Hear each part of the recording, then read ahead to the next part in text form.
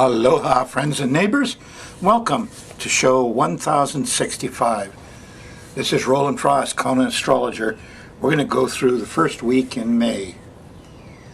For your information, Mercury goes forward on May 3rd. It's sitting right on Uranus as it goes forward. There's likely to be some new, unusual information come out. Hopefully we'll all have a feeling of what it's like to be homeless and try to do something about it, because it conjuncts Uranus and trines Saturn. Constructive stuff could be done. Well, this is kind of a sober show because I'm back here on the 14th. The USA just dropped a bunker bomb. I hear everybody's talking about war, so I'm going to do some war stuff. But first I want to go through the sky mirror for you so that you may get a handle on what's coming up for the week. And in the same way, knowing more about what's coming up allows you to adjust your attitude, your free will, and make things a little more fun, a little more easy, a little less scary. So, I got a chart for you. This is set up for this first week in May. Sun's in Taurus. It's going through Taurus, the first part of Taurus, from 8 to 18 degrees. Now it's going to trine Pluto on the next day, Monday the 8th. And there should be new information coming through. Pluto, you might remember, just stationed about a week ago for you. And so everybody was investigating, and Pluto has to do with a lot of stuff. The shark bites, the bombers are there, the terror. It has to do with your reptile brain.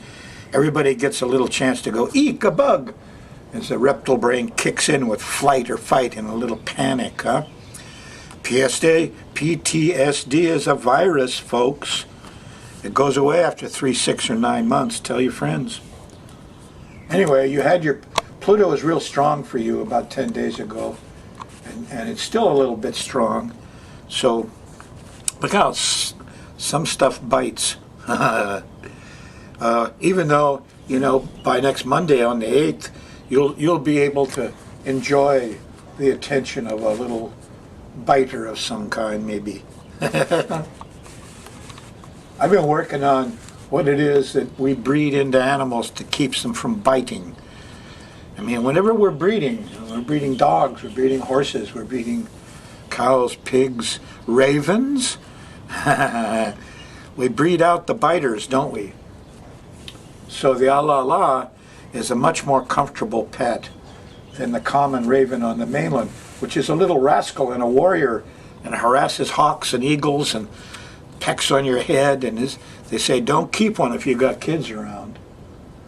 So we weed out the biters by selective breeding. Anyway, we're talking Mars here, the biters. And I'm going to talk a lot more about Mars soon, but let's take a look at it day by day for you.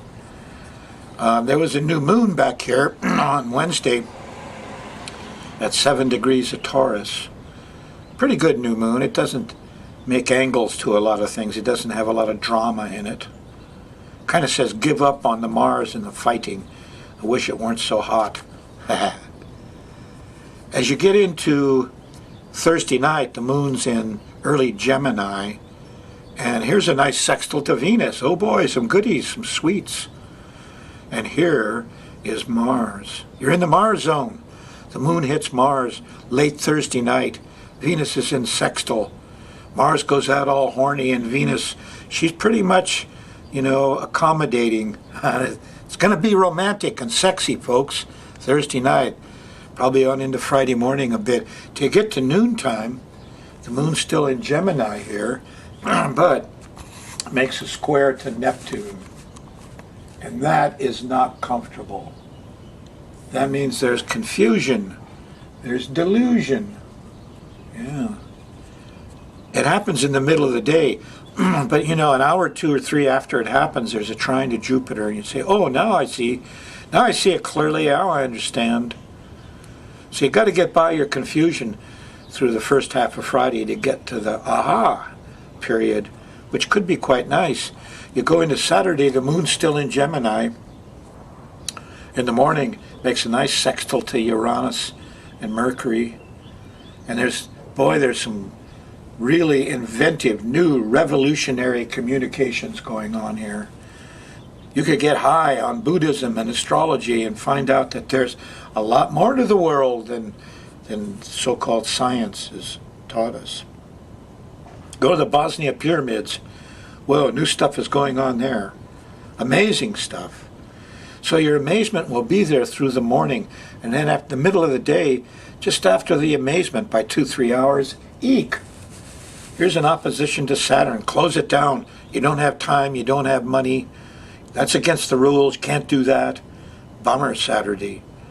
As you go into the afternoon and early evening, here's a square to Venus. There's no fun. There's no sweets. There's no love. Saturn turned into a Grinch after that early morning enlightenment. That's what Saturday's like. Sunday the 30th starts with bells and religion, art, music. We all believe in this. It looks beautiful. Great time for go church. If you go to church, go Sunday. Find some place with music. Or go sit under a tree and play some music. Or just hum to yourself. Go out and listen to the birds. Sunday is a really neat day. Here's the sun making a sextile to Neptune. Jesus, the priest artist doctor. It's a good time to be in harmony with that. Now you'll overdo it as you get to Saturday or Sunday afternoon, because here's a square to Jupiter. Too much, too loud. By the time you get to Sunday night, this is midnight or 1 a.m. Here's the opposition to Pluto. And is that a siren I hear? Eek, a bug. Go out in your house in the middle of the night. You don't tell what you'll see. Pluto's still pretty active here Sunday night. I've already had my share of bugs. I'm sure I got more coming. On Monday, the moon's in Cancer. All this stuff is in the sign of Cancer, by the way, from the religious enlightenment of Sunday morning through the panicky stuff. And here's the jitters on Monday night. The power went out. Can't communicate. I feel isolated. The moon slips into Leo and doesn't do too much good.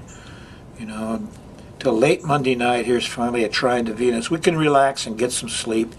And Tuesday morning, well, here's a nice Mars hit. We're out there being heroes, a sextile to Mars in Gemini. Can do lots of things at once on Tuesday morning. Get out there and do it, quick. In the afternoon, though, the moon squares the sun, and some of our plans aren't working out, and we lose some ambition. That's okay.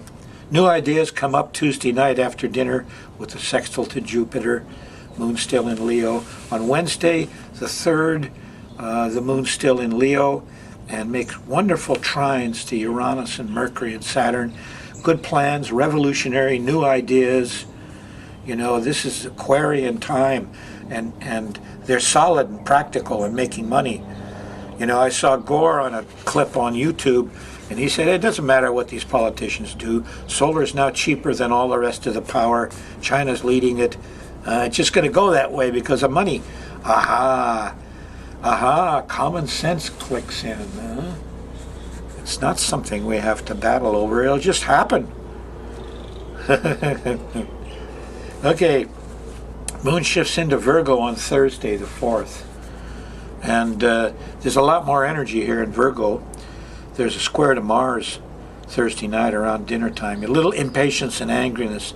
Ask yourself what you're protecting, or you fly off the handle.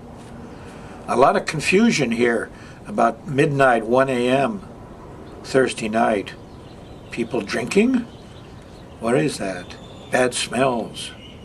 Whatever it is, you'll feel a little better Friday on the 5th. The moon's still in Virgo, makes a nice trine to the sun.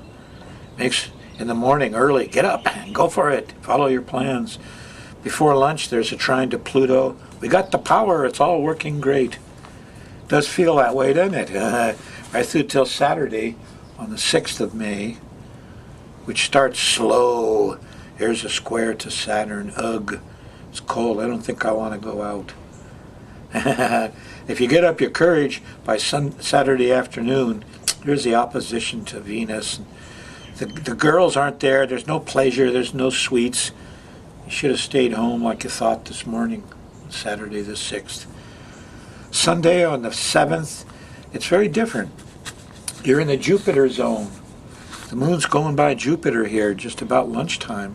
Before it does, it makes a nice trine to Mars. We're out doing physical stuff. The heroes are here. And then the lawyers speak up, and the ACLU is going to protect our world and the species.